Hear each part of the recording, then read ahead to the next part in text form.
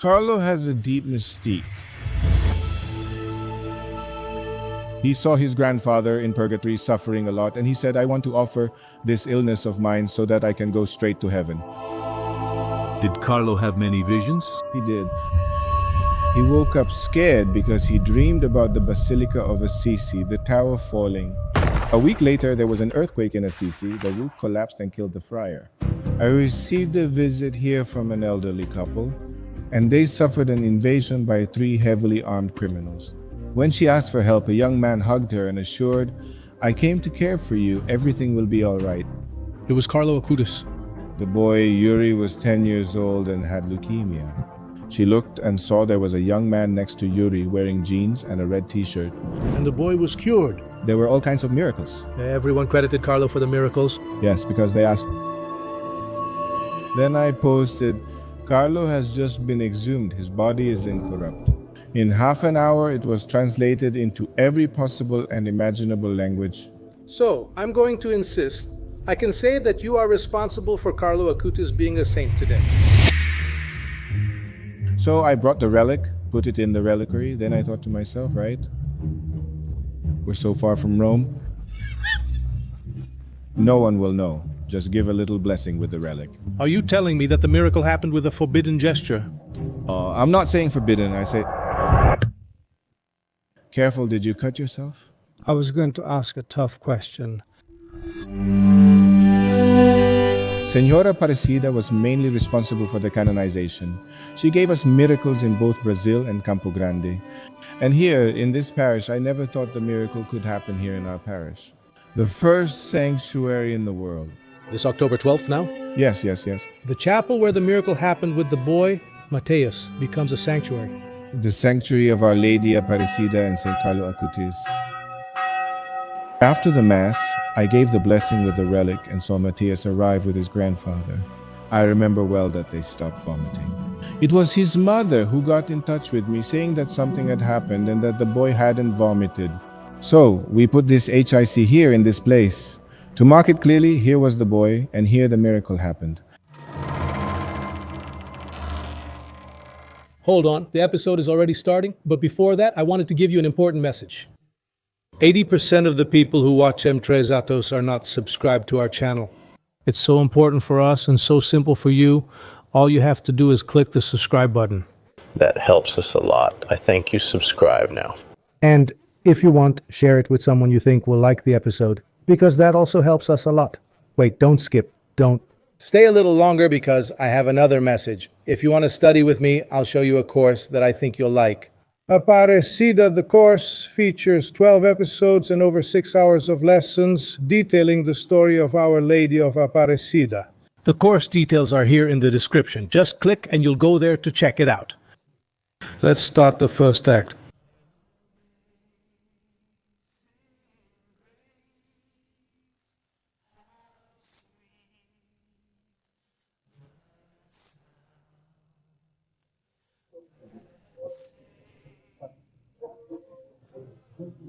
You couldn't make it to São Paulo, right? That's true. You don't like airplanes? No, I don't like to travel. You don't like to leave the parish? I don't like to leave the parish. Because the pastor never abandons his flock.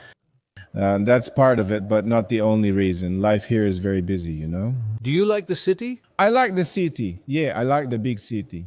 You prefer Rome, right? Yeah, Rome has its charms. Rome has its charms. How many times have you been to the Vatican, to Rome? Look, several times over many years. I've already lost count, thank God, but I like it.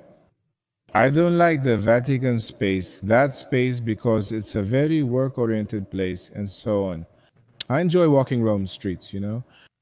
The smaller the better? It's those places, you know, those beauties that we pass by every day without noticing. I'm not an expert, but I like that. I like to see the bridges, the little angels like that, those really simple, delicate sculptures. Do you like to have a glass of wine over in Trastevere? Yes, wine is just the best, right? Wine is so good, so good, so good that in the Old Testament, in the religious Jewish culture of the Old Testament, there's a part that says when God wants to take away someone's blessing, then that person will drink but won't rejoice. Imagine drinking good wine without enjoying it. Better not to drink at all, right? So, are you going to Rome as usual, taking the parish group with you? No, we used to have that habit. Every year we would go out. 1 year in Jerusalem, one in Italy, 1 year in Jerusalem, one in Italy. After the pandemic, with the arrival of the pandemic, we stopped. Now we are trying to reorganize a pilgrimage group to Italy. And we have the main destinations in Italy, which are usually Carlo and Padre Pio. There are others Carlo is behind you and Padre Pio. right there in front. Yes, exactly. Why has devotion to Padre Pio grown so much in Brazil? Padre Pio is a phenomenon. I consider there to be two great phenomena in spirituality, Padre Pio and Carlo. So Padre Pio is one of the most important saints of the church. He had all the gifts, all the charisms. From the simple gift of healing, bilocation, and raising the dead to reading people's consciences. Padre Pio was a great phenomenon for Catholic mysticism. Did the Vatican recognize Padre Pio's raising of the dead? Yes. When someone is canonized, it's because there is nothing dubious in that person's life, right? Everything is properly proven. And did he perform exorcisms as well? Father Pio constantly fought with the devil. He had conflicts with the devil, especially before lying down to sleep. Let's go to Saint Rita of Cassia. Let's go to the house of Loreto. I don't know if you've been there because you went to the house of Our Lady in Turkey, right? Yes, in Turkey and Nazareth. Nazareth too, right? So the house that was in Nazareth is in Loreto. Do you really believe that's a fact? Yes, but who am I to say? But great scientists believe in that because it's scientifically proven that the house of Loreto, where she is, its entire structure is not from that region. All the material it was built with is not from that region, but from the region of Nazareth. And furthermore, scientifically, the house of Loreto does not have its foundations in the ground. Yeah, you can pass underneath this house by millimeters, which scientifically speaking, in my very simple terms, floats. Father, I have a journalistic question to ask in this case. Yes. Is it possible for a house to leave Nazareth and be carried by angels to another land? Careful, did you cut yourself? I went to ask a tough question and broke a glass. It's okay, Father, we can continue. I'll take mine off too. It's okay. Forgive me. No, don't worry. It's possible to imagine a house actually being physically transported from Nazareth to Loreto in Italy. For God, nothing is impossible. A miracle is when the supernatural intervenes in the natural. Science looks at this and says the following: we don't know the reason. A miracle is always God's signature to a truth. God wanted to sign the truth that that house is the house of Our Lady. With this great miracle that scientists attest to, for example, the miracle of Guadalupe. That cloak that the indigenous man was wearing when he took the roses to the bishop, as Our Lady requested, had the face of Our Lady, the image of Our Lady of Guadalupe, imprinted on that fragile cloak. And the great scientists proved that that image is not on the cloth. You look at it, it seems like it's on the cloth, but it's not on the cloth. They can pass a laser between the cloth and the image is also alive. The heartbeat, both in the neck and in the wrist. She is pregnant. The eyes dilate, the pupil dilates according to the light that is projected onto the eyes. It's something science can't explain and finds amazing. When science can't explain it, the Church always proves it with miracles, and in fact, the mantle of Our Lady of Guadalupe is a miracle. Do you want this cloth to wipe off the excess? Yes, I do.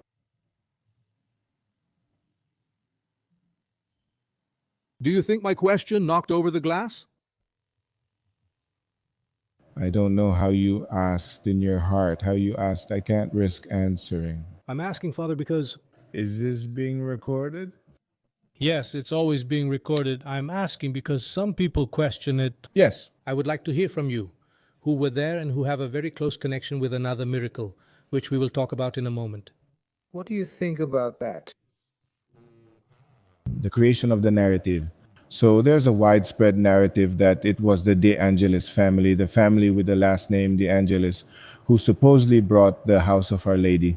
That's a ridiculous thing, isn't it? It's better to believe. It's easier to believe that the angels took the house to Loreto than to believe in such a sloppy narrative like this one about the angels from that family.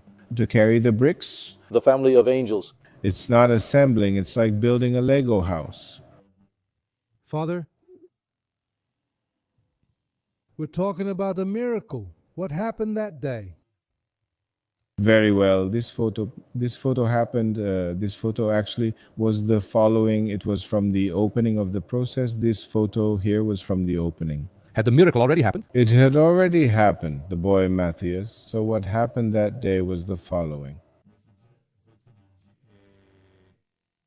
For 7 years now, the miracle had been in Rome. We call possible miracles those that are not officially recognized.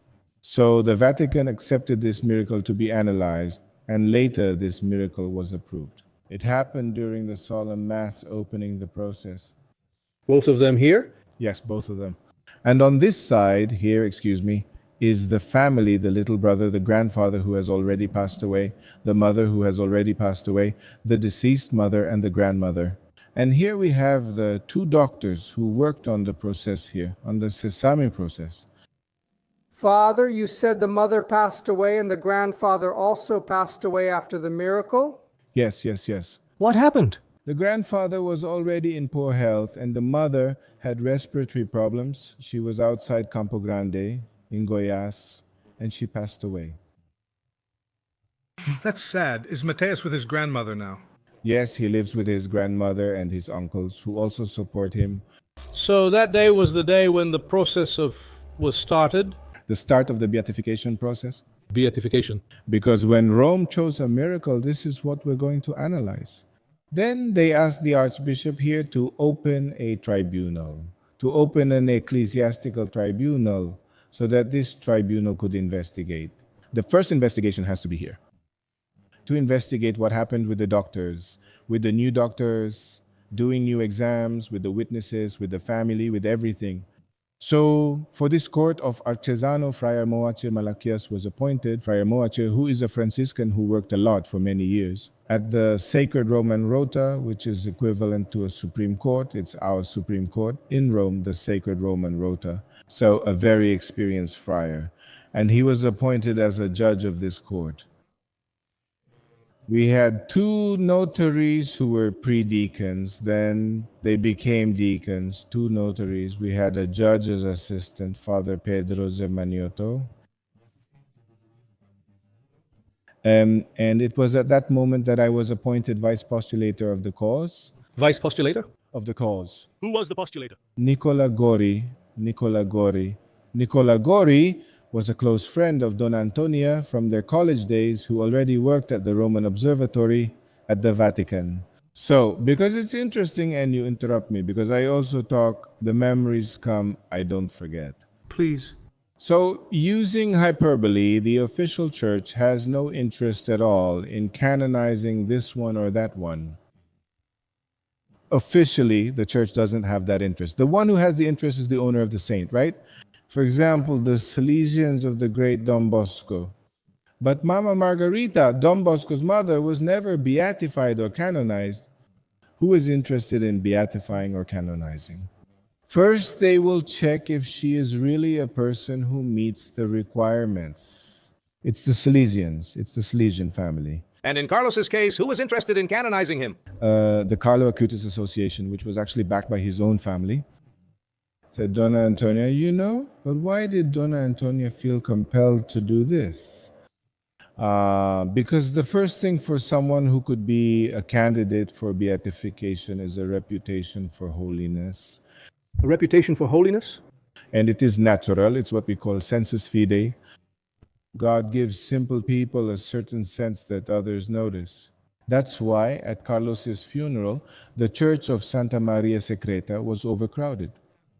Donna Antonia said she didn't know where all the people came from. There were immigrants, poor people, Buddhists, Hindus, friends, and others all stayed outside. Carlo was a boy who rode his bike everywhere. but he didn't have as many people as Donna Antonia, which startled her. Everyone there agreed Carlos was different. So, after the death and after the burial among the people, Carlos' reputation for holiness began to emerge. I was in Assisi in 2010.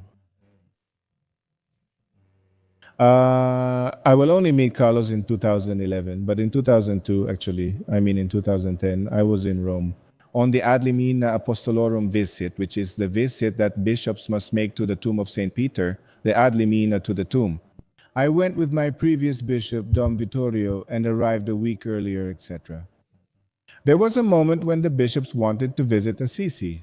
I didn't want to go to Assisi. I wanted to go to Padre Pio because Padre Pio's body had recently been exposed, so I didn't want to go to Assisi.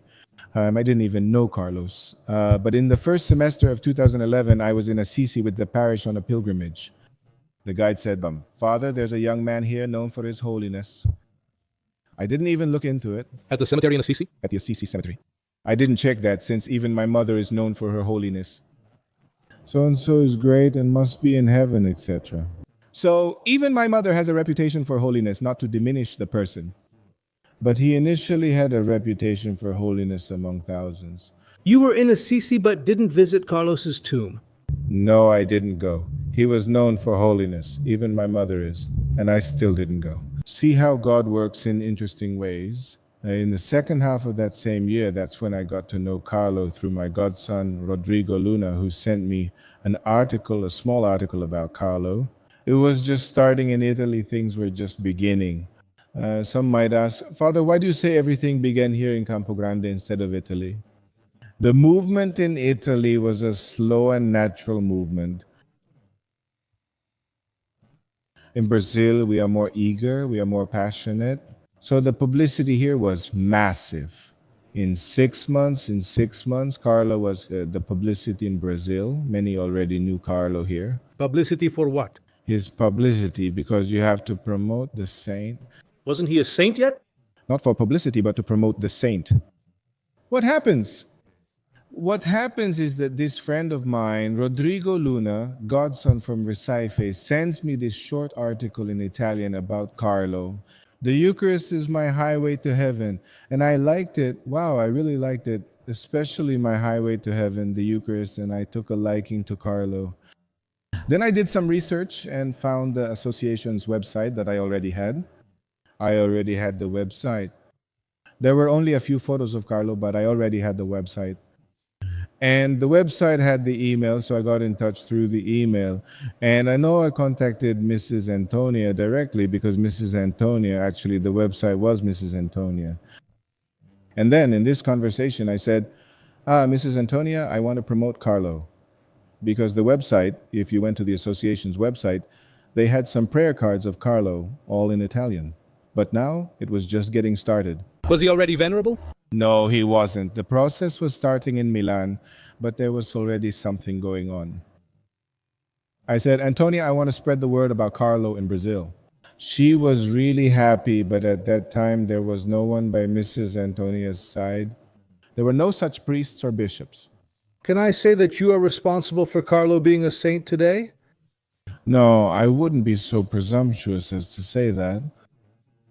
Now, what I can say is this. Without Brazil, Carlo would still be canonized, but things would be slower. It wouldn't have happened yet. Quickly, no, because we are different. The Brazilian people, look, just so you have an idea. Carlo's promotion in Brazil began in the second half of 2011. In the first semester, someone mentioned a saint in Assisi, but I didn't want to hear about it. In the second semester, my godson Rodrigo Luna sent me this short article.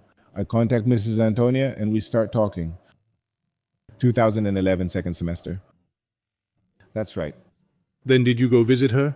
That's right, but that was at another time, not at that moment. But in 2012... When was this? On other trips. I don't think it was the first time I met Mrs. Antonia. So was this the first time? No, this is the same one, this one. Is it from the same time? Excuse me, as we get older, this one is, no, this one. It was a lunch. This one. That's not snow, that's sand. It looks like snow, right? But it's not snow, it's not sand. It was at another time. I don't remember. I don't remember. I think So it was? several. Many meetings? Every year. Since when did you start going? 2011, 2012, every year, sometimes twice a year, I would go. Father Fabio Vieira, when I talked to him, told me about the meeting and said he was with you. Yes, he went with me. The first time? The first time. He explained, unless I misunderstood, that their first meeting was casual. No, it wasn't. Was it arranged? That's how it was. Here's what happened. I got in touch with Mrs. Antonia and she was really excited because Mrs. Antonia is one of those Italian women, you know? Worse than a Jewish mother, right? She's a really nice person and talks a lot. She loves to chat. And we talked a lot. And she was very, very, very happy about us starting the promotion here, in Brazil. She said, I want to do something more Brazilian. So we did. Then I founded the Apostolate. It needed a name, right? I founded the Brazilian Carlo Acutis Apostolate. What should I name it? The Angel of Youth. I gave it that name, the Angel of Youth, and it caught on. Thank God it caught on. Now, who was the Brazilian Apostolate? So when you're going to do marketing, you have to give the impression that things are... That's not a lie, that's mental reservation, which St. Thomas in some way teaches us. You're not going to say that no one is helping, you're going to give the impression that things are going well. So the Brazilian Apostolate, which maybe many thought had a big group behind it, but no. It was just you. Myself and no one else. Why do you say marketing? Marketing like this, what it is in my... I'm not trained in marketing or advertising. You guys who are from this area speak better and know the technical terms. But for me, founding the Brazilian Apostolate is enough. I wanted to give the impression and not lie. Like, it doesn't mean I have a crowd of people with me, but I wasn't telling the truth either. I felt that the apostolate was me, so whatever we did, it was just me. We did... I had them made first. I had Carlo's pamphlets made. There was his photo. There was the first pamphlet. It had his advice for the youth. And then there was the vision of the cemetery. We did that often. I arrived but never picked them up from the post office. Even with all the pastoral activities here at the parish, I only had the boy who helped me with the emails. There was email. People would send emails requesting materials. He would give me those printed requests, and I would write on the mailboxes. The worst part was sealing those annoying boxes. And there was someone who would go to the post office and send them out. Send out what? The little boxes with the material about Carlo. What material is that? Those pamphlets.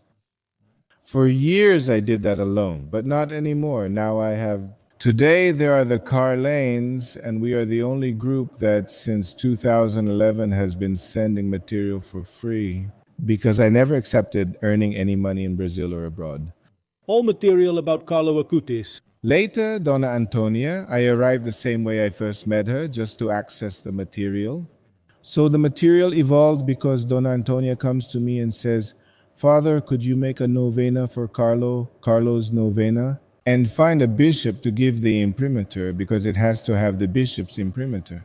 At that time, there wasn't one, so what did I do? The priest didn't know, so what did I want? I wanted Carlo to be recognized and to show that he was winning over young people. The young people and the priest didn't know Carlo. I'd grab my pamphlets, call a priest over, ask him to take a picture with me and hold one. But who is this? No, I'll tell you later, just hold this. And to post on the Brazilian Apostolate's Facebook page. To show there were more people. To show it was widely publicized and many people were learning about it. For example, I would lecture the youth about heaven, hell, and purgatory. So I had a banner of Carlos made for the end of the lecture. Let's take a picture with this boy. But who is this boy? I'll tell you later, because I needed a young person and Carlos was right there. So you're saying you're a marketer, Father? I don't know if that's being a marketer. I just know that I wanted to show something different, that the original website from Italy is very good, but it's very informative. I wanted something pastoral, something that showed that Carlo was on people's lips. And you did it. Do you understand? That was the process. Years later, there's now a group called Carlanes, which I don't even worry about. They receive the orders, they ship the orders all for free. We never charge a cent. Did Mrs. Antonia assist with this? No, she wanted to, but it was something of ours, something of ours. Who helps with this? The people close to us do. Today, The parish also helps a lot in making this material that we send all over Brazil. So I'm going to insist. Can I say that you are responsible for Carlo Acutis being a saint today? Saying that I am responsible is too much. But about spreading the word, one thing I can say is that Carlos's canonization is not only thanks to me, but also thanks to Brazil. Because in 6 months of spreading the word, I was in Milan at Carlo's house. Mrs. Antonia had a couple move in to look after the house, and people began sending emails and more. And they told me there, Father, 99.9% of possible miracle cases are all from Brazil. And why are they all from Brazil? Thanks to publicity, the saint becomes known. Without it, no miracles or responses happen. You must provoke the saint to get a response. How many miracles were taken to the Vatican? I took several. Matthias's was one of them. But how many? For example, we have the miracle of Sister Isabel, who was cured of cancer, and we have the miracles of little Alice, who had a serious bone problem. We have all kinds of miracles, possible ones too, right? For example, the Church dislikes cancer cases because cancer can return after years, making it a poor choice. But everything they sent me, Father, cured me of this. Send me the medical proof from before and after. I'd give it to Mrs. Antonia, always from Gabriel, little Gabriel, who ended up in a vegetative state. Everyone credited the miracles to Carlo. Yes, because they asked, received, did the novena, and so on. It was common. Every year I went to Assisi to take Mrs. Antonia. I delivered it directly to Mrs. Antonia. Since 2011? Since 2011. Among them, the case of the boy Mateus, because between us, in my stupidity, in my ignorance, right? I considered it a small miracle since it was in the pancreas. There was also Gabriel's miracle, who was in a vegetative state. What happened with Gabriel? Gabriel had 5 cardiac arrests at the bus stop. Gabriel. The family was called for organ donation. Gabriel is brain dead. If you take him to Einstein for him to do the exams. And today he plays ping pong. He only had a speech therapy issue. And did you think this miracle would be Carlo's? Yes, I was foolish and ignorant. It was overwhelming. But the Church also catalogs miracles. So a first-degree miracle is one that is fantastic.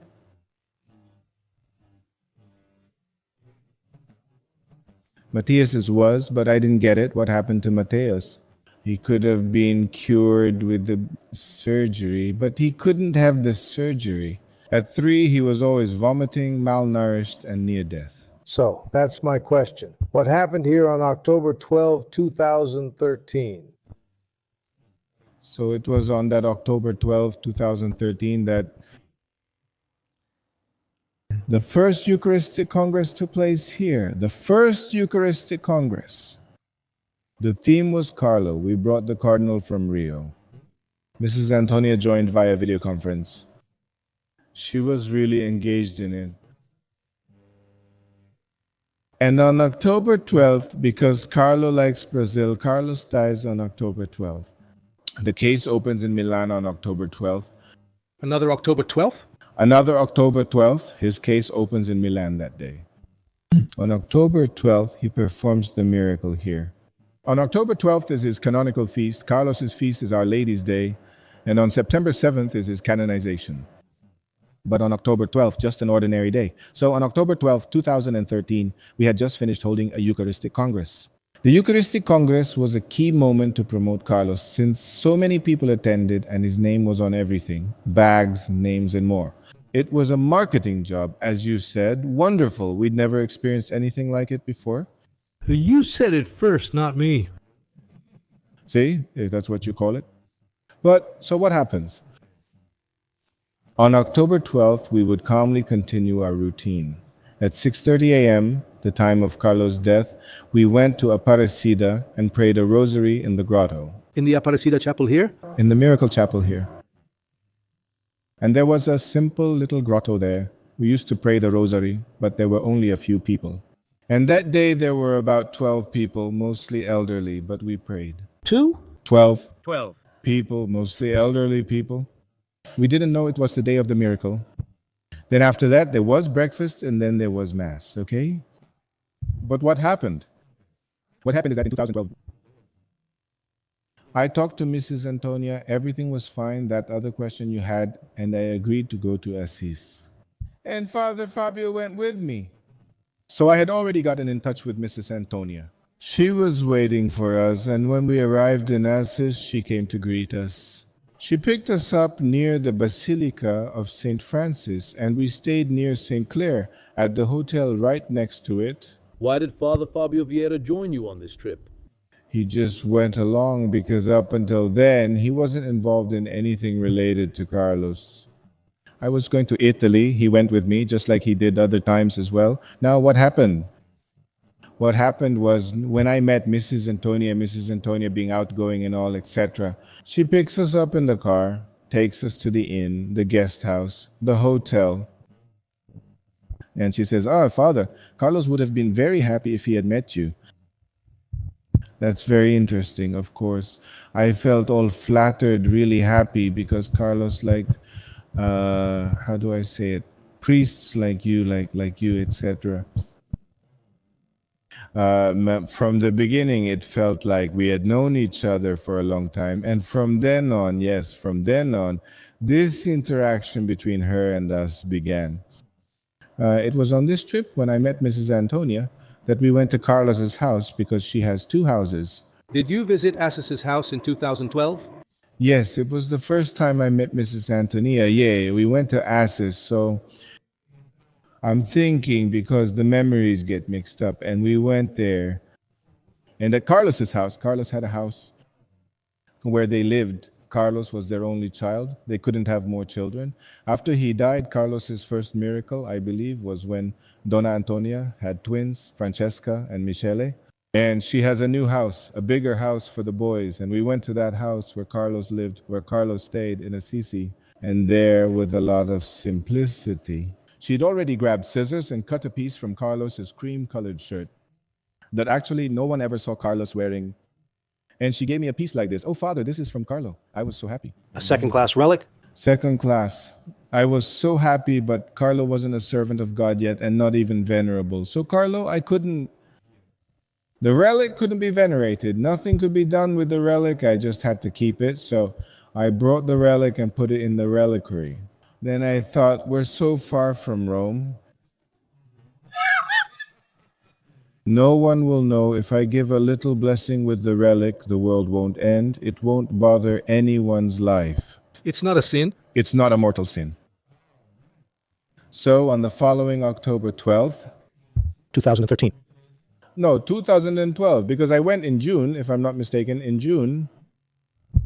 That was my first time blessing with the relic. No one takes pictures. No one keeps their cell phone out because I'm going to give the blessing and I can't show the relic. The Pope can't know. The Pope can't know. I gave the blessing and everything went smoothly. The following year, 2013, was the year of the miracle. Was it already allowed? No, it wasn't allowed either. He wasn't venerable yet. Are you saying the miracle happened with a forbidden gesture? I'm not saying forbidden, just forbidden. No, it wasn't that much, but there was a miracle. If I hadn't done it, maybe the miracle wouldn't have happened. On October 12, 2013 again, I gave the blessing with the relic and asked people not to spread the word, not to take pictures because it was a private matter. In private, so it's in private, there's no problem. The boy was at the Mass with the small towel since he vomited often, and his grandfather, Mr. Elias, told him, go ahead, ask. Ask for what? Ask to stop vomiting. Then he went. And when he arrived, he touched the relic and said, stop vomiting. And he never vomited again. Did Mateus say that? He did. He's 3 years old. Stop vomiting? Stop vomiting. She never vomited again. At home, she ate a lot because she was very hungry. Luciana reached out to me the next day. Mateus stopped vomiting. His mother? His mother? So, watch. See what happens and give me the paperwork. I was already used to bringing the paperwork anyway. But you talk about this like it's completely normal. Yes, because at the time I believed it. I believed everything. Maybe it was true, maybe it wasn't, so I wasn't surprised either. Stopped. Wait. If he really doesn't throw up, give me the documents. Then he didn't throw up anymore. On February 11th of the following year, 2014, They did all the tests. Really, there was nothing wrong with the pancreas. And were you the one who started the process here? No, so listen, I took the material. Doctor, I sent it to Rome. One more. Rosa? I sent it to Rome. I gave it to Mrs. Antonia. Actually, when I say Rome, I mean Mrs. Antonia. Did you send Mateus's miracle documentation to Rome? I sent it to Rome and gave it to Mrs. Antonia. It was just another. Oh, did you go there? I went every year and always brought something. Did you bring some miracles? Or possible miracles. If anyone said, Father, I was healed, give me the documentation, I brought it. Even for things like whooping cough, no problem. Let's see what happens. Weren't you evaluating these miracles before? No. I left it to those responsible. The person would tell their personal story. Father, my leg was like this, it was like that. So give it to me and I'll take it to Rome. Give me the before and after, you never know. Then he stayed in Rome for 7 years. He had already been there for 7 years. We experienced a miracle without realizing it. How did this miracle happen, which you weren't even sure about yet? Move forward with the paperwork. What happened? Like I said, there we have, or had in the Vatican, in the Congregation for the Saints, in quotes, the office, the postulation of Carlo's cause. So this postulation will present the possible miracles to the authorities. Look, here, there's this one. Here, there's this one here. Among these possible miracles was Mateus's. So the Vatican's Scientific Medical Commission, among others, chose this, one of the boy Mateus, to be evaluated, which had already been there for 7 years. So when the Vatican accepts it for evaluation, is a good sign, and if the Vatican asks for new tests, even better. And that's how it was. And that's how it was. Time passed, Dr. Antonio got in touch, and we sent the required documents. And that's how things went. Right? So from Milan, after the initial process in Milan, he was declared a servant of God. Then the postulation of the cause in Milan ceased, and it went to the Vatican, and Nicola Gori took over as postulator. Then at the Vatican, he is declared venerable. I could use relics then, but it wasn't fun. I accept this. Miracle by the medical committee, so... Now the Cardinals' committee with the Pope was left, and then the beatification was decided. That was the process. When did the devil's advocates come into play? There are no devil's advocates left. In the canonization process, they have been abolished since... Didn't it? No, there are no devil's advocates like there used to be. They were abolished since the new canonization norms by John Paul II. Wasn't there any opposition? The opposition is the medical team itself. The Vatican's medical team is made up of all kinds of people, including atheists, both men and women. Are they acting as the devil's advocate? That no longer exists. It used to be a real person, similar to a prosecutor. The devil himself? They embodied the devil himself. He would examine your life for anything that might stop you from being canonized, for example. Saint Lorenzo was canonized. He was roasted on a grill. The deacon Saint Lorenzo, the devil's advocate, tried to hinder the canonization of Saint Lorenzo. Because at the moment he was being turned on the grill, he made a joke to his executioner. He said, "This side is already cooked, turn me over." Is that a fact? Fact. So the lawyer Diabo, look, he wasn't that merciful. He was dying and still made a joke.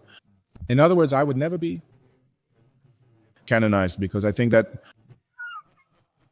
you'll die, but at least with a good sense of humor. And how did the news spread here in Campo Grande that the boy Mateus had been canonized by the Vatican?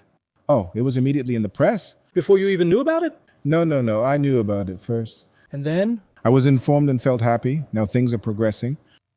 Now things are moving forward, so...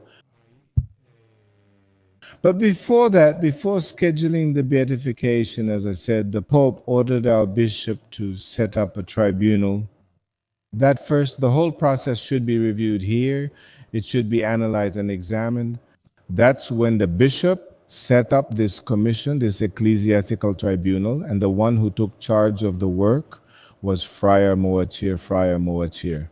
He has lots of experience, called me, and is a good person. This priest would be the judge of the case, and I'll tell you right now, I'm very skeptical. I don't really believe in this boy, no. Sometimes for him, can you imagine? You don't need to believe, just do things properly and quickly because we want things to move fast. There's no problem with that, but you'll see. This boy is going to pull a fast one on you. You'll see what I'm talking about. Then it was set. There was this solemn opening mass, and on Tuesday the court was going to open. These are the people, these priests who have their own things to do but are assigned to this.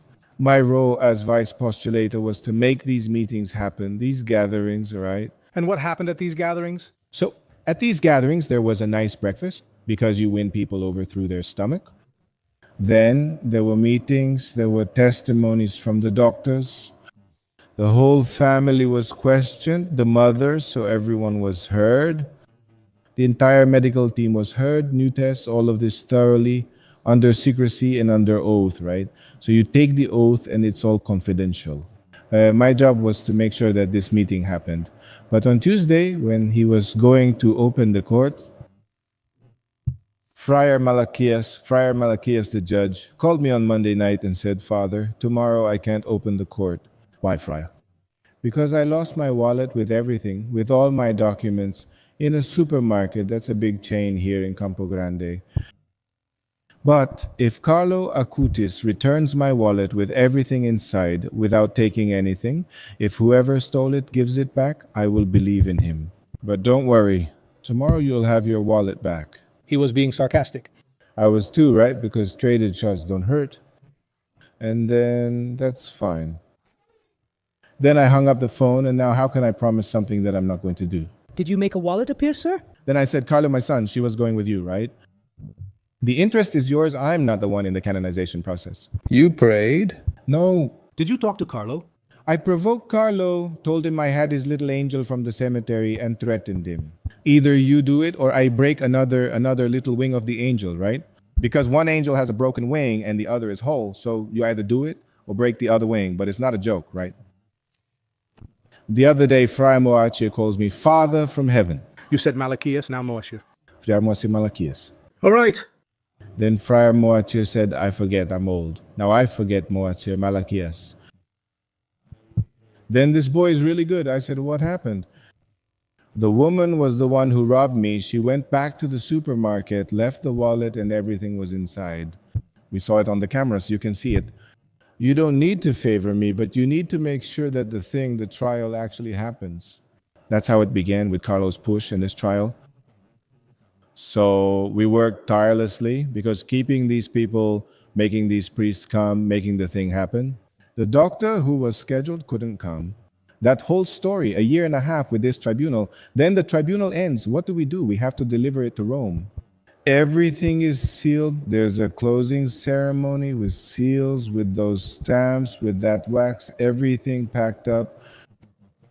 One stays here, a copy stays in the Curia, in the secret archive, and the other 2 copies must go to Rome, to the Congregation for the Cause of the Saints. Everything was ready. I would have to go to Rome to take this process. But how do we get to Rome? How do we get to São Paulo, Rodrigo? Don't you like to travel? How do I get to Rome? Take this and go to the congregation there. My God. Because you stay for a while. They open everything. They look. They'll check if anything is missing. Then I remembered that Father Fabio Vieira, was going to Portugal with his parish on a pilgrimage. I then asked Father Fabio, wouldn't you take it from Rome to Italy? From Portugal? From Portugal to Italy? The process, I handle it. So I talked to Mrs. Antonia and I talked to the court. Because actually the person who was supposed to take it should have been me, because my name was on the process, everything in Latin there. You can delegate someone else if the court approves, and they usually have no issue with it. Anyone could take it, that's allowed. The point is not to break the seal, the wrapping of the material, and that it should be a trustworthy person. And what were you sending, sir? The file? The entire file of Carlo. The one you didn't let me see? Yes, that one. I don't even have authority over that file anymore. So, Father Fabio accepted, the tribunal accepted, and Father Fabio went on a pilgrimage to Portugal. Then, as planned, he left Portugal for Rome and delivered the file in the cause of the saints. But by the time the file reached the Vatican, it was already considered a miracle, right? Was it still a possible miracle? Possible miracle, okay? Possible miracle. The beatification wasn't determined yet, no. They opened it, they investigated, they praised our work a lot. The tribunal's work wasn't mine, it was the tribunal's work. Very, very competent. Then they requested new investigations. Very simple and basic things, but complementary. And what did they ask for? New interviews, new tests. They asked for everything again. With the family? The tests on the boy? No, everything. Then it was fine. We repeated it and went. This time I'm going to Rome.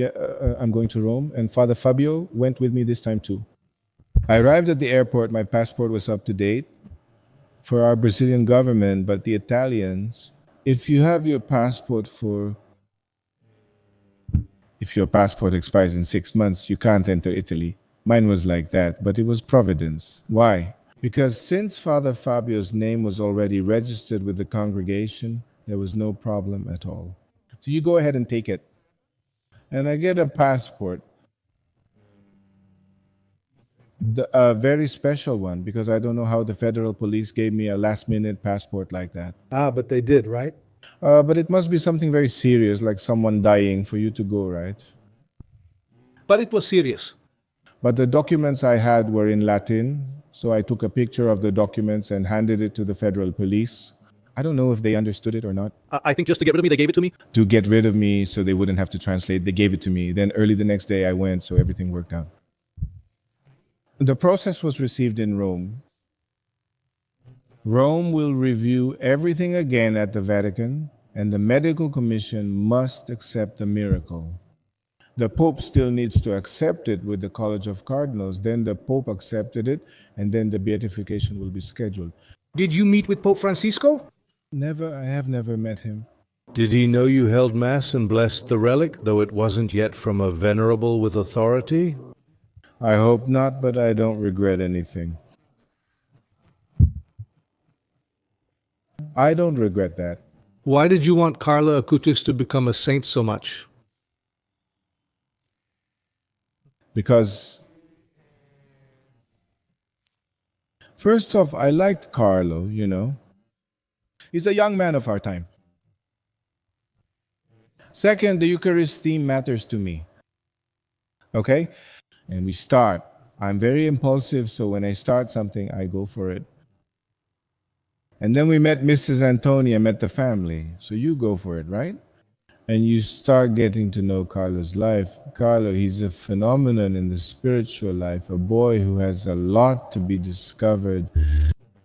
It's interesting that at the canonization of Saint Therese, the nuns, at the beatification, the nuns would say, what was different about her? She washed dishes, washed plates, cleaned the bathroom. There was nothing more to it. Many people think that about Carlo. But later, people discovered the richness, the great spirituality of Saint Therese, to the point that she was proclaimed a doctor of the church. And in Carlo's case, what is his holiness? Carlo has a deep mysticism.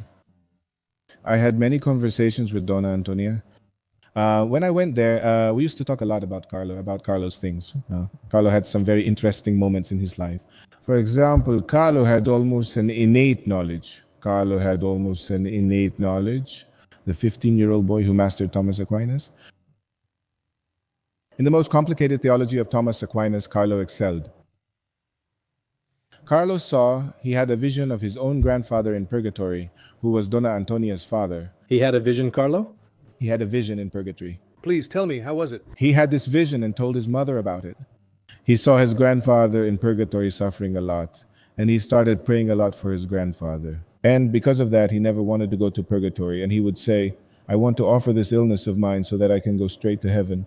Carlo didn't want to go through purgatory at all. He would often go to the grave. He would pray for his grandfather. So that his grandfather could leave purgatory? So his grandfather could leave purgatory. Did he ever say his grandfather left purgatory? No. If he did, Donna Antonia never. We never had the chance to talk about it. Did Carlo have many visions? Yes, Carlo had many visions. Are there other dreams? Mostly dreams. What were they like? All right. He has that dream. He was lying down. He woke up scared because he dreamed about the basilica, from Assisi, the tower falling and killing people. Is there symbolism there? Do you see it? A week later, there was an earthquake in Assisi. The roof collapsed and killed the friar. Look. You can find this story on Google. It should be there. Were there other times or dreams? Carlo, he knew he was going to die. Carlo was a healthy boy. Carlo was a rosy-cheeked boy. How could he have leukemia like that? And when Carlo died, Donna Antonia she went home to tell Luana, her mother, Carlo's grandmother. Luana already knew because Carlo appeared to her. Luana said, "I know. Carlo told me he was in paradise." Carlo knew he would die, so much so he left the iconic video, "I Am Destined to Die." That video was on Carlo's computer. So he had these, it was how Carlo called his friends. Isn't it? The friends were in trouble with issues they hadn't told anyone else about. Carlo would call, discuss the issue, and leave the person wondering how he knew about it. Besides, I received a visit here from an elderly couple. The husband was a magistrate, but he worked with jewelry from Belo Horizonte, and they suffered an invasion by 3 heavily armed criminals who subdued the husband, made him lie on the floor with a heavy weapon to his head, and 2 more, one at the door. This lady, desperate, ran out. She doesn't know how she got past the criminals. She thinks that, how did the criminals let her get through? When she went out for help, she met a very handsome young man. Like an angel, she said, who hugged her and reassured, "Come, I'll take care of you. Everything will be all right." It was Carlo Acutis. Then, in that commotion, other people arrived and she didn't see the young man anymore. And everything really worked out. She would think God sent that angel into my life. During Carlo's beatification, as the curtain dropped, she changed the television channel, saw him, and recognized him. That young man was Carlo, but Carlo was alive. When did this happen to her? It was in 2000. Carlo died in 2006. In October, it was at the beginning of 2006 that this happened. Who is this lady? I have it on file. Is she from here in Campo Grande? No, from Belo Horizonte. They came to pray at the Chapel of the Miracle. She told me about this. What she says then is that she saw Carlo Acutis alive in front of her when Carlo was still alive. But in Italy... Yes, in mysticism we have a name for this, bilocation, like Padre Pio used to bilocate. And he was in several places at the same time without leaving San Giovanni Rotondo. We have this case from a lady. I don't believe, as I said before, I don't believe that an elderly couple would come to Campo Grande to lie. Impossible, right? If there's evidence, it's possible. If not, it's not. But these are isolated cases. For example, the boy Yuri was 10 years old. Leukemia here in Campo Grande. So a family friend said, "Look, there's a priest who took a boy who died of leukemia and who is a saint." And she refused to receive Carlo's material online because for her, her son didn't have leukemia. The doctors were wrong, but 2 tests were done and the key tests remained. Someone told me, "Father, I spoke with her, but she refuses. She claims her son doesn't have leukemia." Over there, bam, bam, bam, everything's fine. Result, on a Sunday when I have 5 masses, I celebrate 5 Sunday masses, and on Monday, I was going to travel to the Northeast. He contacts me, "Father, the mother wants you to visit her son in the hospital." I was like, we had all the time in the world. I didn't want to, but now with 5 masses and a trip, you feel it inside, right? Every time we go fishing, it's good. Every time this happens to me, the fishing is good. When I go unwillingly, fishing is good. So I went all the time she had. I went, I arrived, I delivered Carlos novenas. "Is everything okay?" And I spoke to the boy, she thanked me, and I returned. I traveled to the Northeast. And this guy who built the bridge said, "Don't, Father, something happened. When you come back, I'll tell you the story." What did she want, and why did she call you over? At the hospital, At the hospital. Santa Casa, fourth floor isolation, Why? to deliver Carlos novenas because she wanted the novenas and to see her son. And I went there and delivered the novenas, saw her son, prayed, etc. And I left. So that's it. So I traveled, and on the way, my Newton, that's the name of this priest, he said, "I have something to tell you. I'll tell you when you arrive." I arrived cold as the story. On Saturday, Yuri's mother was at the door of the room. There's the glass door. You open the door. There's a small room for you to wash your hands and clean yourself. And then you enter the boys' room, but it's all glass. So whoever is at the hallway door can see the boy inside. She stood at the hallway door, despairing. She occasionally saw Yuri in the room. At one of those moments, she looked and there was a guy next to Yuri. He was wearing jeans and a red t-shirt. Oh, everyone says the same thing, handsome like an angel. She looked, then went in, and the guy was there. She puts her hand on the doorknob to open the second door and lowers her gaze. When she enters, no one is there. And when I hand out the flyers, she realizes it was Carlo. And did the boy get cured? No, Yuri wasn't cured. He went to Sao Paulo for a whole process. Yuri passed away. Yuri's funeral mass was here in this parish. She came. So I've already done a live, and she joined. I told this story, but the death was different. The doctors who treated Yuri, the people who had contact with him, had a different perspective on life. So I was able to reconsider their lives and choices. She now has a new little son and is very happy, but this event did occur. In this case, would you say there was a miracle? A spiritual miracle, which is the most important instead of a material miracle. Whether you are healed or not from such a disease, but when lives are transformed, that's a great miracle, right? When you change your route, a route that wasn't going to lead you to a good path, to a place, I don't know, to your happiness, suddenly you're with the light, which is difficult. We face resistance. The greatest miracle is this, the spiritual miracle, but it's not common. There was an Italian artist named Ferdi Sapio. Mrs. Antonia knew Ferdi Sapio very well. I talked to Ferdi Sapio. There wasn't even Instagram, it was MSN. He used to perform shows in Italy. After finishing one of his shows, he went to take a shower, finished showering, and was getting dressed. There was a big mirror like this. When he looks, there's a glowing young man behind him. That vision changed his life. He looks at himself, turns, but no one is there. How do you explain these apparitions of Carlo Acutis? A great demonstration of love for us. You don't choose Carlo, Carlo chooses you. I have more, but I can't prove it.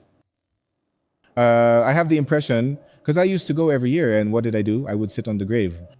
Carlos? Yes, I went there to see him and stayed at the grave for 3 days. I would get up, have breakfast, go to the cemetery, sit at the grave, and talk. No one... Were you talking to Carlo? I was... And could you hear the answer?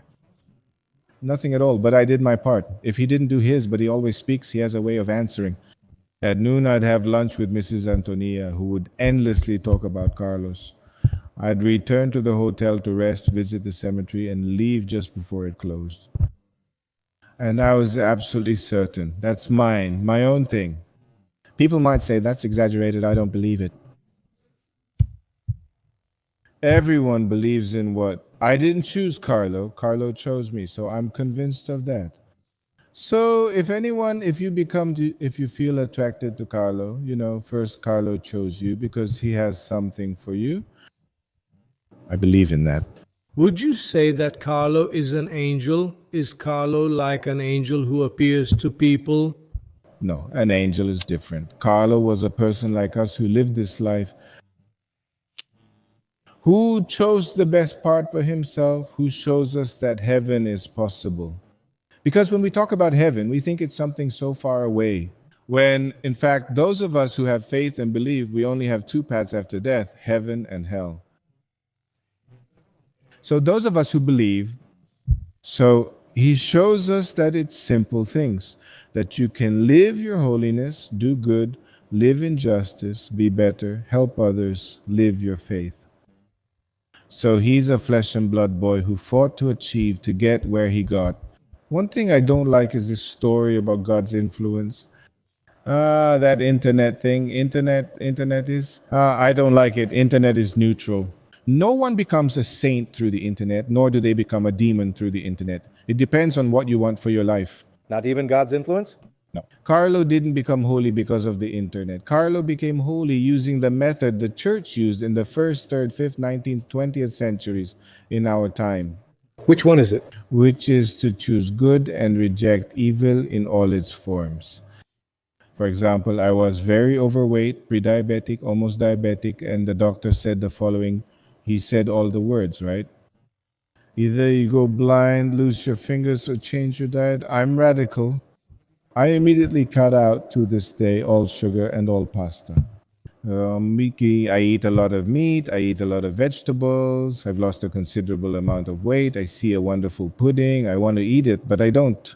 When I think about the fingers that will fall off and going blind, ice cold Coca-Cola, my son, with that little bit of lime, right? No, and I can do it easily. So when faced with good and evil, with life and death, you have to take a stand. Carlos gives us that example, you know. So that's it. He's captivating because he had everything for me. His grandfather on his father's side was kind of like that, you know. Because he wanted Carlos to take over the companies, the family, and so on. And yet God wanted Carlos for other things. Did you know Carlos's father? Yes, Andreas. Andreas is the opposite of Donna Antonia. He is a monk. He is quiet. He speaks with authority. There was a time when we were on our way to Israel and we arrived in Italy and spoke with him. And he was in Milan, and he went from Milan to Assisi just to welcome us. And there was a moment at the cemetery. He talked a lot with us at the cemetery. He dislikes the media and everything else, but Donna Antonia is different. She talks nonstop. You have to have a space to talk a little, but she is very outgoing. Did Donna Antonia become Carlos' top promoter? Yes. Along with you. Carlo had Donna Antonia's way about him because he was witty, playful, not too playful, he was spontaneous, but he had, according to Donna Antonia, he had a calmness like his father. At prayer time, at times for things of God, he knew how to stay quiet there and do his part. When some people ask me, Rodrigo, explain to me why Carlos is a saint, some people expect that he had, for example, like Padre Pio, something supernatural, like Saint Francis, who bore the stigmata of Jesus. By the definition of what it means to be a saint, not in the sense of canonization or the recognition of a miracle, but by the Christian understanding of what it is to be holy. What makes Carlo a saint? So for us, all of us, first, we are all saints. In Christian baptism, we become saints. We are sanctified there. Now, whether we live it, that's another thing. However, there is a supernatural world around us that we do not see, but it exists. And in this supernatural world, there is God, His angels, His friends, but there are also God's enemies in this supernatural world. St. Paul says that we do not fight against men and flesh, but against spiritual beings that hover in the air. And he also says in Hebrews 12, there is a multitude of witnesses that we do not see. So much. Is he talking about the spiritual world? It's from the spiritual world. So we who live in the material world, but we are not from here.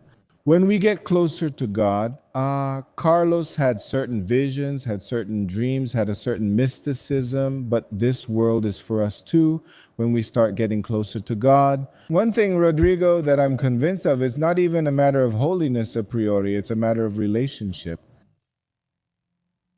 Relationship. Explain it to me. Simple. You invited me to go to your studio and so on, and I didn't go, etc.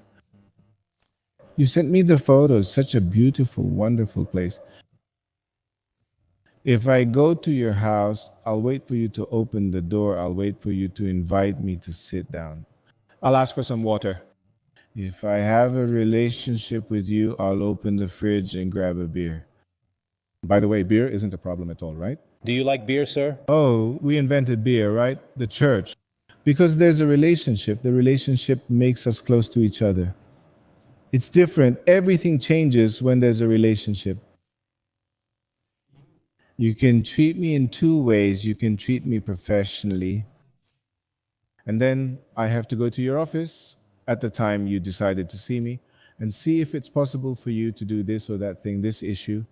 You can treat me as a friend. Being a friend is about relationship. I go to your house. Rodrigo, I'll come over at 2 in the morning. I'll bring a beer. We'll talk about your project. It's all good. Come, but you don't do that with everyone. That's totally right. Because relationships are built step by step. You don't just get there out of nowhere. A relationship with Jesus like Carlos had changes everything. When you go, he comes. It's not one-sided. So when I have a relationship with Jesus, my life changes. And why does it change? He draws near to me as I did to him. Look, which of the apostles did not suffer martyrdom, with all due respect to the others who were martyred? John? Why? Because he was the most beloved disciple. And why was he the most beloved disciple? Because he was the disciple who loved the most. So love gives us privileges. Those who love get ahead. And do you understand that because of this, Carlos was a saint? And anyone. But Carlos specifically? Exactly. And you and I. If you do it, if I do it, I will walk this path, which is not difficult. It's about relationship. So Carlos started building a relationship with Jesus and making Jesus the most important person in his life without neglecting others. Carlo was well-liked, a good friend and son, always helping others. He joked around at school, but his greatest love was Jesus. To be close to Jesus, and that's my plan for life. The miracle happened on October 12th. You were there in a chapel dedicated to Our Lady of Aparecida. October 12 is Our Lady of Aparecida Day. Why was the miracle attributed to Carlo and not to Our Lady of Aparecida? Because he asked Carlo, the blessing was with Carlo's relic. That was made very clear. Even a 3-year-old boy? Even a 3-year-old boy. The blessing was given with Carlos's relic. The grandfather said, go ask. So that's clear. For example, when you do a novena to Saint Joseph to free me from something, if you achieve it, it was Saint Joseph. It's not good to do a novena to all the saints because you won't know which saint helped you in the story for you to give thanks. Great, all the saints act, but it was definitely Carlo Acutis, no doubt. And yes, Our Lady wanted it.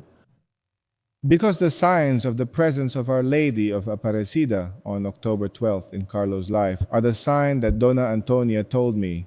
It's a mystery. The connection that Carlos has with Brazil is a mystery. With Brazil and with Our Lady of Aparecida? And with Our Lady of Aparecida. Because look, the canonization was the girl from Firenze. But born in Costa Rica. In Costa Rica, yeah. We had a miracle, a possible miracle that was being investigated for canonization. It's about the girl Alice. Her bone healed itself. And we had already sent it, and the Vatican asked us again for new tests, which are more than positive. I thought the miracle for the canonization would be from here again. Oh, Father, I'm not being presumptuous. The fact occurred. We sent it to Rome. They liked it and requested more tests, so I was hopeful. Why didn't it happen? Because we're going to take on... But why didn't it happen? Since the one from Firenze was ahead, I didn't know. Suddenly... In time? Did it arrive earlier? I don't know. But it was good because otherwise we would have gotten too proud. With 2 miracles in the same place, in Brazil, in the same parish. But I want to say that when the Vatican asks for new tests, it's because things are going well. They're good. Then came Firenze, which is interesting and different because it happened to the girl. Our miracle happened in a sacred place at a liturgical moment. I want to visit where the miracle and canonization happened. That doesn't exist. The place of the beatification is here? I want to visit the miracle where the miracle happened. It's here. So many say after the canonization, Carlos will stay. Really, it became common. No one will be calling us all the time to do podcasts because it has already become normal. However, here it will always be new because here the miracle happened, and it happens where one happens, others happen because God signs the worship with miracles. How was the miracle of the girl Alice? She had a bone problem. The parents are part of the Carlanes, who are the young married couples that meet here once a month to cut relics. Because we produce third-degree relics to send the material all over Brazil, etc., and they did the novena to Carlos. The girl had a serious problem that affected her hip, and the bone healed itself. What was happening with the bone? I can't tell you scientifically. It escapes me at the moment. But it was a very serious, very grave issue that prevented the girl from walking. And the girl got better, the bone healed. When? After she touched the relic of Carlo Acutis? If she touched the relic, I can't tell you, but the parents did novenas to Carlo Acutis. Clearly, it was Carlo's intervention. How many miracles do you know of? Did that occur due to Carlo Acutis' intervention? The boy, unable to walk, was being treated at the Jewish hospital in São Paulo. The baby needed to crawl, but wasn't. They tried devices to lift his bottom to encourage crawling, but he still didn't crawl. Miracles and important healings happened, and the parents came here to the Miracle Chapel, and the baby hugs anything. He hugged the relic. That same night, he crawled and is already walking. What was his name? I don't remember. I can't recall. Actually, it was published. It was an article. The story leaked, and the family requested discretion. And thank God. But honestly, I don't remember the baby's name anymore. There are just so many cases. How many? This Saturday. The eve of the canonization. When was the canonization, God? It was on September 7th. September 6th. The relic of Carlos Puluro was in the Chapel of Miracles. I wasn't there. When I arrived, there were a lot of simple people the people want to see. A lady said, "Father, a miracle happened." What miracle? My mother, who had been in a wheelchair for 7 years. Did she walk? And she stood up. "Oh, you don't believe it? I don't. Where's your mother?" She was right there in front, so I went over and said, "Ma'am, what happened to you? Father, 7 years in a wheelchair." I stood up. I can't believe it. Stand so I can see. Then I thought, this woman will stand up, fall, and it'll still be my fault. No, she was barely walking, right, son? She said she was 7. She didn't walk gracefully, but that's fine. Sit down. According to them, I already have some good doctor friends, so we can pay her a visit and see how she's doing today. I can't promise anything. But there are facts like that, and yes, there are other facts like many people with minor healings, right? You said she walked a little awkwardly, but the paraplegic that Jesus made walk probably didn't walk beautifully either. Yeah, I don't think so either, right? But she still walked on her own, hunched over, poor thing. Do you think there's another miracle here? If it wasn't a miracle, well, I'm very skeptical, right? Because look, if it wasn't a miracle, it was a great blessing. Now, yesterday there was a doctor from here. Are you skeptical, Father? Somewhat skeptical, but I believe I'm a priest. Until now, I thought you were skeptical. No, I set limits because we need them to do things correctly, right? We have to investigate. So much so that I go there with a doctor, with both doctors, to visit this lady and see what's going on. If not a miracle, it was at least a great blessing to walk a bit. Yesterday, one of the top doctors from Campo Grande, right? He got in touch with me. He's the bone specialist, this priest. And he's very straightforward, this priest. Here's the thing. One of my patients has a very severe herniated disc. I'll send you the pictures. Such and such month. Then the following month, there are 4 exams each month. This month, the hernia. Second month, the hernia. Third month, the hernia. In the third month, she asked Carla for health. Look, in the 4th exam, the herniated disc in the spine is no longer there. Father, that's impossible to happen. He's very professional. Today, we don't need to take these exams and send them to Rome anymore, right? Let's save them for the future when we expand the sanctuary, the future sanctuary, so we can have the Hall of Miracles. But yesterday, this kept coming in. It kept coming in all the time. People without jobs do a novena and find work. All kinds of things like that happen. Based on what you're saying, it sounds like Campo Grande is now considered sacred. Rodrigo, I'm sure of it. And I'm not trying to advertise anything here, right? Simply, no. But that's interesting. That's interesting. And that leads me to believe, I've already said it, but there's a topic behind it, right?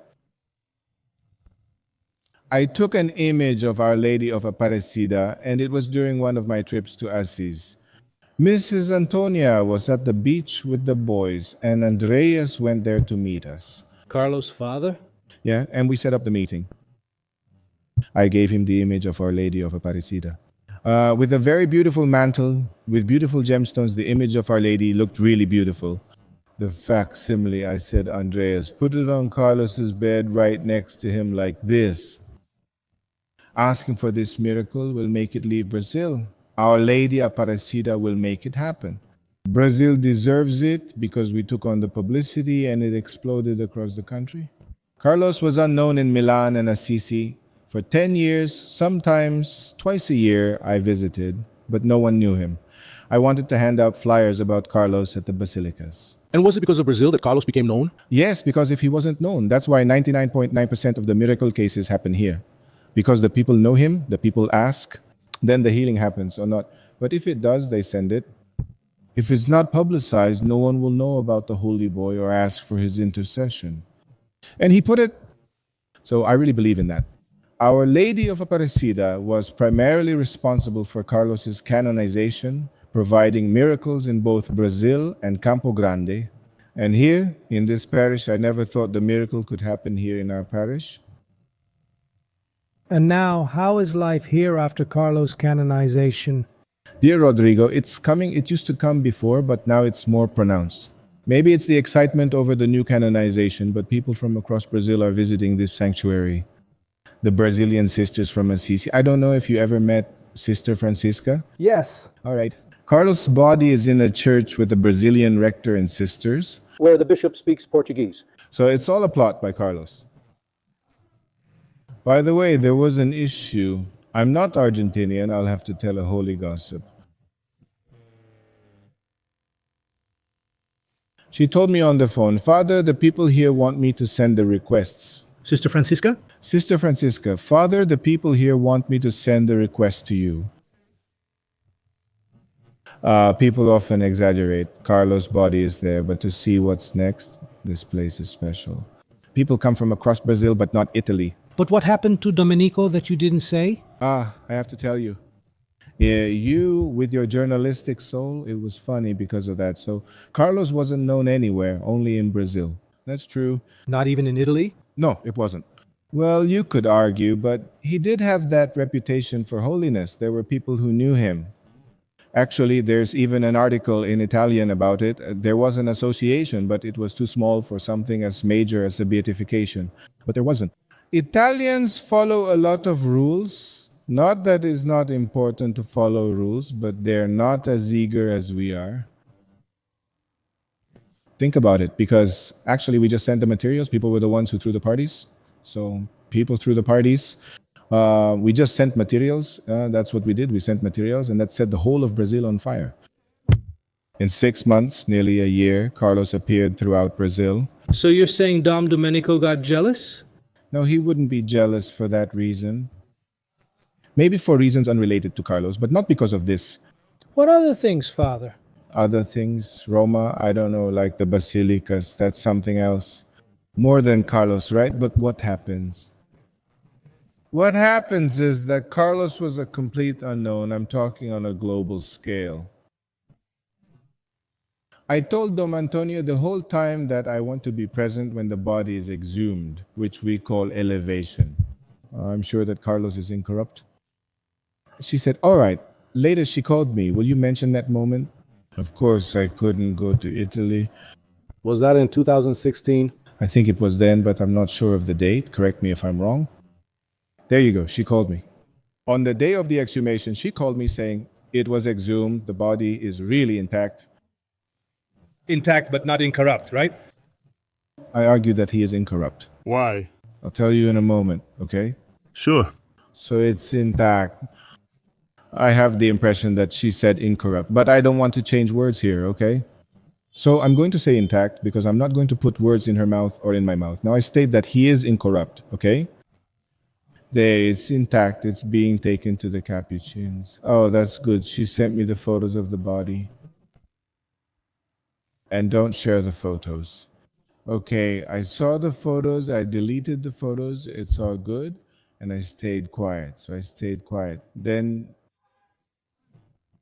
another priest. He posted on Facebook like this. There was the exhumation of Carlos and his body is intact or incorrupt. Was the other priest Father Fabio Vieira? He posted that. Nothing came of it. Then I read him. Fabio posted it. Nothing came of it. Like this, no, I'll post it, so I'm going to post it. Oh, did you post the one you had deleted? Which one? The photos of the body? No, I didn't post them. I deleted them immediately. So what did you post then? So Father Fabio didn't post that the body was incorrupt or intact. I don't remember the term he used. To me, he said intact. Okay. But nothing came of it. I was just going to watch and post it, but nothing will happen. I posted it, Te Deo Laudamus, a hymn of praise. I remember clearly. The body, Carlo has just been exhumed. His body is incorrupt. Then I made a mistake that I don't regret. I put it into a speech synthesizer. Then I put it into a speech synthesizer and saw that there, in half an hour, it was translated into every possible and imaginable language. And at that moment, Pope Francisco was opening World Youth Day. I'm not sure where, maybe Madrid, that it was important. The young people were ecstatic. I heard this, but I'm not sure it's true. I don't know if it's true. I apologize. My excuse is that I don't know the truth, that Dom Sorrentino wasn't very happy because I shouldn't have said that. He wasn't happy. Yeah, because I shouldn't have said that he was incorrupt. Maybe, I don't know. I shouldn't have said blah. Well, I'm not a scientist. The one who has to say if he's incorrupt or not is science, right? If I see a boy snatch an old lady's purse while she screams, "Catch the thief," I'd call him a thief. The one who has to prove it is the police chief. I'm not the police chief, so I'm just a simple devotee of Carlo. But from then on, my friend, Carlo became known all over the world, and his beatification was even broadcast on Arab television. If someone didn't know Carlo, from then on they did. From your post? Exactly. Saying that the body was incorrupt? That's right. Dom Sorrentino told me there in Assisi that the body was not incorrupt, that it was, according to Dom Sorrentino, like a corpse. After being preserved for a few years somehow, today we have this image. Was this the image you saw when Dona Antonia sent photos? No, of course not. Was it a mummified body? No, it's not quite like that. First of all, look, when you take one out, I'm not sure if you've ever seen Santa Rita de Cassia. That body is incorrupt. But mummified. There are levels of incorruptibility. There are levels. Theologically, only Jesus and Our Lady have incorrupt bodies, hers due to the Assumption. No other incorrupt bodies exist. Okay? When you say imperfection, no. There are degrees of incorruptibility. Saint Rita's body is incorrupt. I went to the cemetery and took out my aunt and father. A lot of elderly people in my family have died. I've already been to other exhumations of my aunt. What remains is dust. Two things that are more or less left, the skull and the femur, the rest is dust. And when you shake the person, period, they start picking up the pieces. Carlos wasn't like that. How is Carlos's body not incorrupt, but his heart is? How does that happen? Did they remove the heart? What is the heart? Why did they remove the heart? The heart is at the bishop's cathedral. Is the heart incorrupt or not? But wasn't it a mummification process? Nowadays, many people don't like to talk about incorruptibility, but they talk about a perfect state of preservation. They don't like it. But look, I saw Carlo's body. Did you see it in a photo? No, I was there. He was being treated. I went there to see. Shortly after those photos? Shortly after I went there. He was treated. How was the body? The body had lost muscle mass. It's obvious, right? He'd been buried for 13 years, so there's no way he'd be like that, right? Never. Although Saint Bernadette Soubirous is like that. Isn't it wax of Saint Bernadette? They must have done something or put something on, but from what I read, I never saw the saint's body. I went there. It's in Eva. It's in Ever. And there's the issue with her blood, which sometimes gets hot, and if you take it, it's still alive, okay? Some bodies are like that. Carlos was too. That wasn't it. How was Carlo's body? Carlos's body was thin. He lost a lot of muscle mass. Some parts of his body were darkened, okay? That's why they did a whole treatment. He wasn't like that, obviously. He didn't look as good as he does there. No, Carlo wasn't like that. Was it a scary image? No, not at all. For example, if you go to Bologna, to the Cathedral of Bologna, there's an intact body. At St. Francesca Romana, guys, is Romana her last name? There was no technique back then. That thing scared you with all due respect. A mummy. But it's intact because nothing fell apart. It's there, Santa Rita, it's intact. She just became dried out. But you are using the word intact now. No, to me, intact and incorrupt are the same thing. Now, this incorrupt doesn't mean that the body is perfect when it died. No, not at all. It's in the sense that the body didn't fully experience the corruption of the grave like all bodies do. And Carlos's body is perfect. All the external and internal organs were perfect. Dried out, some parts darkened. The hair wasn't like this. Obviously, there was little hair, but it was intact. Or incorrupt. I said incorrupt. I say that Carlo's body is incorrupt, preserving the idea of the degrees of incorruptibility. In this regard, When and where did you see Carlo's body? so it was right after the exhumation at the Capuchin convent. A few days later? About a month later, almost after, about a month later, I don't remember anymore. We went in March. Did you go with Father Fabio Vieira? Yes, Father Fabio. Because he also told me that he went there. Yes, he went with me. He was with me. But he told me 2 days later. Maybe he got confused. I think he got confused. Afterwards, we didn't go. No, he must have gotten confused, but it's in my evaluation. The body is incorrupt in theology, not science. My poor parents, there was nothing left but dust. When you saw it, where was Carlo's body? It was in the Capuchin chapel. Inside a tomb? No, it was in glass, in a glass casing without clothes, nothing, the private parts covered. Wasn't it on public display? No, just a scientist. And what smell did you notice? There was no odor of decomposition. There were the scents of those gases they release over the body for preservation. Maybe some chemical smell. Very mild, nothing unpleasant. That's what Domenico told me. Nothing unpleasant. Fabio said the priest too. Because it's said that in some cases with bodies that are said to be incorrupt, there's a smell of flowers. Didn't you feel that? No, I didn't feel that at any moment. The incorruptibility you claim, is it also proof of holiness? Yes. Yes, it can be a proof of holiness. When the whole process is verified as it happened, for example, if the person used any kind of preservation for a very long time, you already get a bit suspicious, right? So, for example, the body of Juan 23 in the Vatican, the body of Juan 23 in the Vatican, because the body of Pope Pius XII was poorly prepared and practically exploded during the wake, causing a terrible smell. What was missing in Pius XII, they put into the body of Juan 12I, so much so that it is well preserved, but it's because of chemicals. It's there on display in the Basilica. What's on Carlo's face here? Silicone or wax?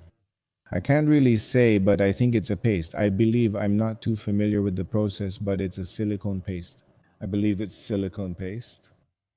I'm not sure of the difference, but I think silicone is more modern than wax, right? Silicone is rubbery, right? Wax is more flexible, more moldable. He was fixed up, completely fixed up. His hands were fixed up to be on display. Yeah, that's it, obviously. Did the parish get an upgrade here recently? No? Any church? Of worshippers? No, I mean in terms of status at the Vatican. The Chapel of the Miracle is a simple chapel in the simple neighborhood of Maraba, and it will be elevated on October 12th to the dignity of a sanctuary. This should attract even more people here. Yeah, the first sanctuary in the world. This coming October 12th? Yes, yes. The chapel where boy Mateus's miracle occurred is now a sanctuary. A sanctuary, the world's first dedicated to Carlo Acutis. I wanted to finish our conversation by asking if we can go there. Yes, we can. Shall we go? Let's go, yes. We're going to see this here, aren't we? No, you won't see that. What was that here? This here is Carlo's shirt. But where is it? This here is here. It was an exhibition that took place here. The exhibition held during the Canonization returns October 12th. Where is this shirt? Yes, this shirt is stored here in Campo Grande in a well-preserved area with room temperature, everything nice and tidy. Folded properly so it can be preserved for many years. That's what we hope for. Will it remain here in the sanctuary? No, it won't stay. It will be displayed occasionally, at least once a year, for its preservation. Is this a second-class relic? It's a second-class relic. It was the jacket he wore the most. So much so that it's worn out under the arm. What is the sanctuary going to be called? Or what is the sanctuary called?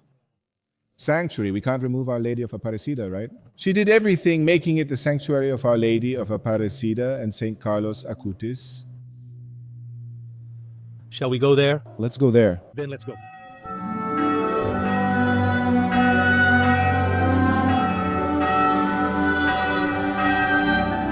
We had finished the Eucharistic Congress, which was in May of 2013, the Great Eucharistic Congress. A year before, Donna Antonia gave me that little piece of Carlos t-shirt, which I had already blessed with the relic in October. That year, 2013, October 12th, the Congress had already passed, so what did we do? We used to gather here, in this space, right here, okay? And we prayed in front of the grotto of Our Lady at the exact time of Carlo's death. Every October 12th, we started the habit of praying here, honoring Carlo, who died at 6:40 in the morning. So for 6 months, we gathered, prayed the rosary, and I really wanted to do it. I wished for a crowd here praying the rosary, but there wasn't. Carlo wasn't that well known yet, and people didn't have that much devotion to fill this place. And that's what we had. 12 people, 14 people, most of them elderly. That year was different because we used the leftover material from the Congress, which were some scarves with Carlo's face on them, and we put them on people. I remember well, we put a rug here. A stool with Carlo's relic, which Dom had given me, a piece of his shirt, and a banner of Carlo. Here, very simple things. And we prayed. I mean, I really wanted it to be full, but the devotion wasn't there yet. But was the boy Matthias here? Matthias wasn't here early in the morning. I had no idea. I have photos of that moment. I had no idea. I couldn't even dream it would be a miracle. Then everything's fine. We went to have breakfast in the hall. Everyone was having breakfast, just a few people. And at 8:30 there was Mass. At the end of this Mass, I gave the blessing with the relic, just like last year, right? 2012, we are in 2013, so I repeated the same gesture that I had started a year before. Shall we go inside so you can tell me from the beginning? Let's go, let's go. So that's what happened. Many attended Mass since it's Our Lady of Aparecida. No, actually, because of Carlo, because he wasn't very well known, you know. And after the Mass, I remember it well. We went down with the relic, which was that piece of shirt. Did you go down from here? I went down with the shirt piece to bless the people. Then I told the people not to take any pictures because you couldn't take pictures, right? That thing you told me earlier? Yeah, about the relic. If no one takes pictures, no one knows. It stays here in Campo Grande, and we gave the blessing. And I really saw that I saw Matthias come with his grandfather. And I remember well about the stop vomiting thing. Okay, I gave the blessing. Did you hear him say... He touched the relic and said, stop vomiting. Stop vomiting? Yes, he said it. A child saying that? Yes, 3 years old. He actually talked like Cebolinha, right? He said vomit. Stop vomiting. Yeah, he said that and stopped. I wasn't really paying attention. The next day, his mother got in touch with me saying that something happened and that the boy hadn't vomited, right? But it was in this place, right here. That's why we put this here. Exactly. You know more than I do about Jerusalem since you lived there. The places where we are absolutely sure the event happened, they put this seal to say it was here. So, imitating this gesture from our basilicas in Jerusalem to mark the miracle that happened, it was in this place, right here. Then we put this HIC here in this place to clearly mark the moment. Was the boy here? The boy was here and the miracle happened here. People ask, how? Nothing happened. No bells, no angels appeared. Nothing imperceptible. That's how God acts, right? In an imperceptible way, in silence.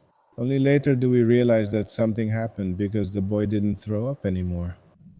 What you're saying reminded me of Nazareth, where in the grotto of the Annunciation, it's the only place where it's written, "Here the Word became flesh." Exactly. And did you put the HIC here as well? The HIC because it was here. And over there, she gave us Carlo Acutis. And then now, at the canonization, on the Saturday before the canonization, in honor of Our Lady, because we believe it was her who did everything. So a new beginning was made with the primitive image. What is the importance of this image for us? This community is a simple and poor community that used to gather together. The Mass used to take place nearby at the community center. And the image they had was a replica. It was this wooden one. You see the facsimiles of Aparecida. None are wood, as Our Lady was never made of wood. But someone made it, some artist from here, or maybe because they didn't have money to buy an image. I know it was made and it's old. So, honoring the whole history of this community, we are now putting our original image up for canonization, which is a simple wooden image, but it's very faithful to the facsimile that the National Sanctuary reproduces. This niche is also inspired, well, it's practically the same as the one from... Exactly. But this one isn't made of gold, right? No, it's not gold. It's just a simple image, but we put it there. She was the one who gave us Carlo Acutis and the HIC that marks that it was here. She gave us Carlo Acutis. Carlo Acutis, exactly. And the HIC is here. It's here. Was this made for the canonization?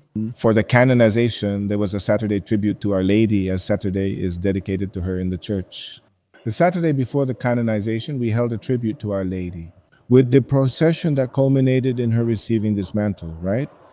These stones came from Austria, which a donor provided this donation. And this crown, it's gold. We asked people who had rings, chains, earrings. We collected all that gold. An artist melted this gold who works with this and produced this crown, which is gold with semi-precious stones. And was it made for Carlo's canonization? No, it had already been made before, but we re-crowned, right? She had a crowning moment, receiving a new mantle and throne, which we call this niche. That was made here? For the canonization, right? Before we finish, You told me that there are many miracles or stories that seem miraculous that happened here. What is another story that you think deserves to be told? Another story that deserves to be told is about a young man who had 5 cardiac arrests and whose family was called to donate his organs.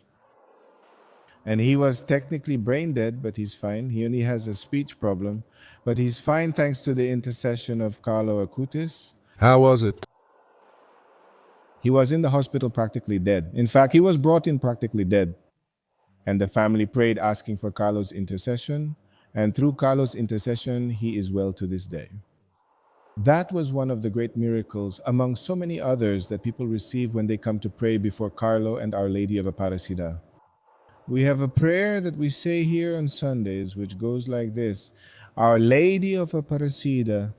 In other words, right? We know that you are. Say the right words then. Our Lady of Aparecida, we know that you are the omnipotent intercessor and that you don't need the help of the saints. So grant all your graces and miracles into the hands of Carlo Acutis, so that he can distribute them to the souls of all those who come here to pray, or those who are far away united with us. We believe Our Lady gives all her miracles and graces here in this chapel to Carlo. Not that she can't do it, she can. Aparecida, the national shrine, is proof of that. But here, she wanted to place it in the hands of Carlo, so that Carlo would become known from here throughout the whole world. So here we have a fragment of the heart, right?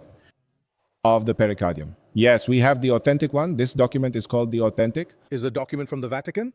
It's signed by the postulator of the cause, who was Nicola Igori. So, to really authenticate that this is a fragment of Carlo's heart, A first-class relic. of the highest degree, the highest degree, The most important one in Brazil. the most important one in Brazil. Thank you, Father Marcelo Tenorio. Rodrigo, I wish for Carlo to find you and be a great friend in your life, opening paths for you here on earth and later in heaven.